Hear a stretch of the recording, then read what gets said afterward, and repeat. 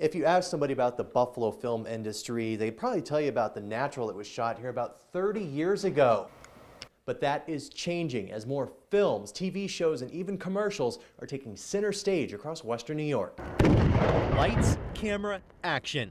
Last month, this film crew turned Buffalo's silos into the backdrop for a drama called You're It.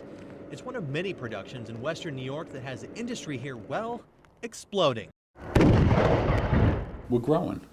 Yeah, so I think it's very exciting. James Gribbins is an award-winning filmmaker who's lived here for 30 years. I don't think it's ever been a hotbed for Hollywood. I think actually it's starting to get there. And part of the reasoning is basically we've had one or two major movies, but we haven't had enough smaller things to sustain. But that's evolving. Niagara County, Erie County, and even in the southern tier of the region here, we're seeing a lot of increased scouting activity. Buffalo Niagara Film Commissioner Tim Clark says this increase is due to several factors. The biggest is money. New York State offers a 30% tax rebate incentive on costs such as crew transportation and camera gear, plus an extra 10% on some labor costs if films are shot upstate, which kicks in next year. Not to mention the scenery. Whether you have a $100 million budget or, a $100,000 budget, it's still, 30% and another 10% bump. I've always wanted to go to Niagara Falls. That bump may be why dozens of projects were shot here within the last year. From the Melissa McCarthy comedy Tammy at Niagara Falls, to the cult classic small screen sequel Sharknado 2 in Lockport Caves. We talk football? We can always talk football. But one film that was supposed to take place at Ralph Wilson Stadium didn't happen.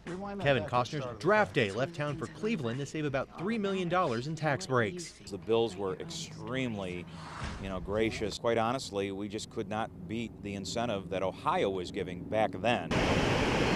Still, other projects are in the works here, especially when Western New York has so much to offer the lens, from the falls to the beauty of the southern tier to the magnificent architecture of downtown Buffalo, which often serves as a stand-in for New York City.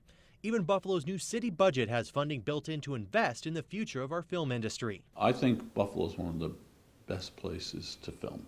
First off, it's easy, the people are friendly, and the locations are incredible. Christmas in New York. So are the dollars spent during production. Crews working on last year's comedy Best Man Holiday alone spent more than $1 million here without including meal costs. That's hotels, that's restaurants, that's construction work.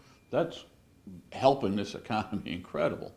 It's giving me some work, it's giving a bunch of other locals work. One movie can bring millions of dollars, and that's the tangible stuff. The intangible stuff is to see, our community scattered all over the silver screen. And Western New York's made its presence known on the silver screen for decades, from setting the scene for Roy Hobbs' moonshot in The Natural to taking us into the center of the next Sharknado. Cole Heath, Channel 7 Eyewitness News.